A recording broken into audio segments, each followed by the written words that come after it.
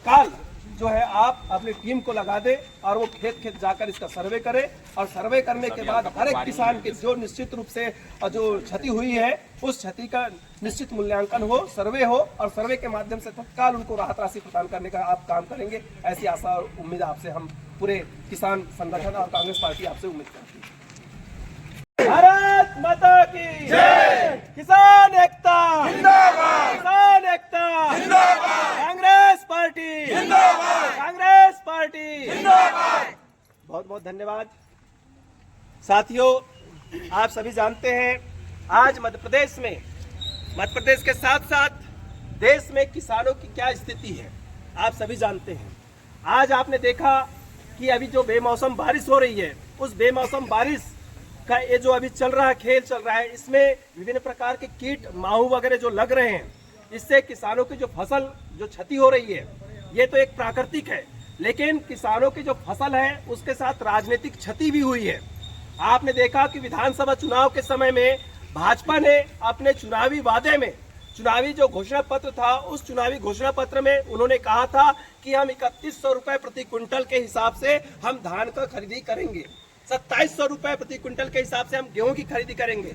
लेकिन क्या उन्होंने 3100 रुपए में धान को खरीदा? नहीं। क्या उन्होंने 2700 रुपए में गेहूं को खरीदा? नहीं। इन्होंने केवल और केवल वोट बटोरने का काम किया है।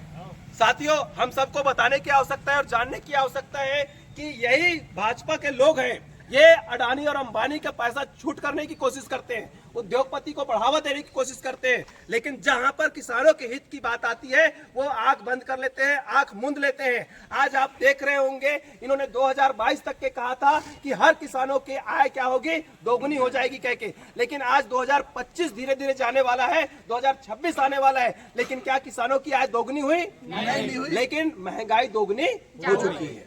साथियों, हमको जानना है, हमको समझने की आवश्यकता है। जब इन्होंने उकुआ में जब यहाँ पर आए हुए थे तो उकुआ में इन्होंने कहा था कि हम डंके की चोट में क्या करेंगे, हम किसानों को धान का समर्थन मूल्य देंगे, लेकिन वो क्या समर्थन मूल्य मिल रहा है? नहीं। क्या वो उनका डंका है? नहीं। कहीं डंके की चोरी हो गई क्या? कम से कम अगर डंके के चोट में नहीं दे सकते तो कम से कम छोटा मोटा बाजा बजा के दे देते।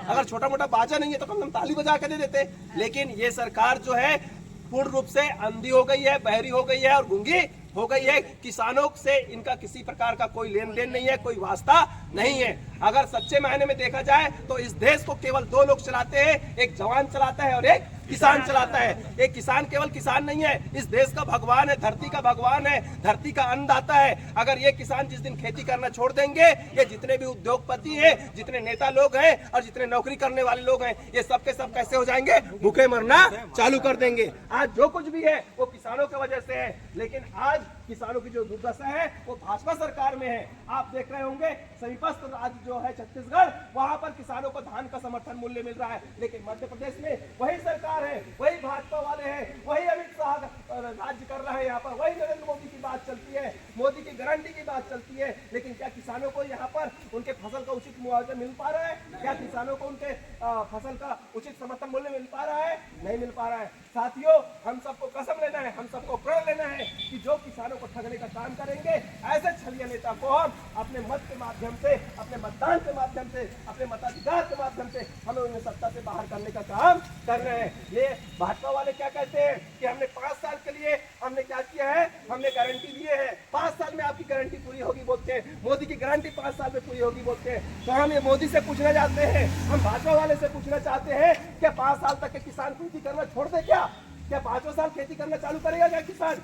आज देखिए किसानों की क्या स्थिति हो रही है। आज हर जगह पर किसान जो है केवल पीसा जा रहा है। किसान के पास, किसान के समस्या का समाधान करने के पास किसी नेता के पास कोई समाधान नहीं है। ये केवल चुनाव का जब समय आएगा साथियों, उस समय ये बड़े बड़े वादे करेंगे, कोरी कोरी वादे करेंगे और लंबी लंबी वादे करने के साथ ये किसानों को ठगने का काम करेंगे। हम आज इस ज्ञापन के माध्यम से आज यहाँ पर हम सरकार को जगाना चाह रहे हैं। हम सरकार से मांग करते हैं कि उन्होंने 3100 रुपए जो वादा किया था उस 3100 रुपए को देने का काम करे। हमें भावांतर नहीं चाहिए, हमें भाव में अंतर नहीं चाहिए। हमें क्या चाहिए? हमें हमारा समर्थन मूल्य चाहिए। हमें समर्थन मूल्य की आवश्यकता है साथियों। मिलना चाहिए कि नहीं मिलना चाहिए? अगर नहीं मिलता है तो हमें क्या करना है?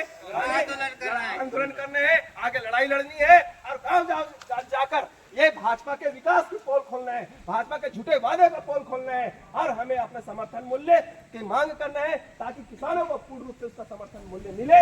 और किसान जो है निश्चित रूप से आज आप देखते होंगे किसान को क्या मिल रहा है, किसान को जो खेती के नाम में केवल और केवल झुलना थमाया जा रहा है। ये डीएपी और यूरिया फसल के मुआवजे व समर्थन मूल्य को लेकर कांग्रेस ने सौंपा ज्ञापन। बैहर विधायक संजय वीके के निर्देश में ब्लॉक कांग्रेस कमेटी बिरसा के द्वारा क्षेत्र में लगातार हो रही बेमौसम बारिश और कीट प्रकोप से तबाह हुई फसल के उचित मुआवजे की मांग को लेकर क्षेत्र के सैकड़ों किसान और जनपद उपाध्यक्ष हेमंत साहू ने आज तहसील कार्यालय पहुंचकर तहसीलदार को सौंपा ज्ञापन।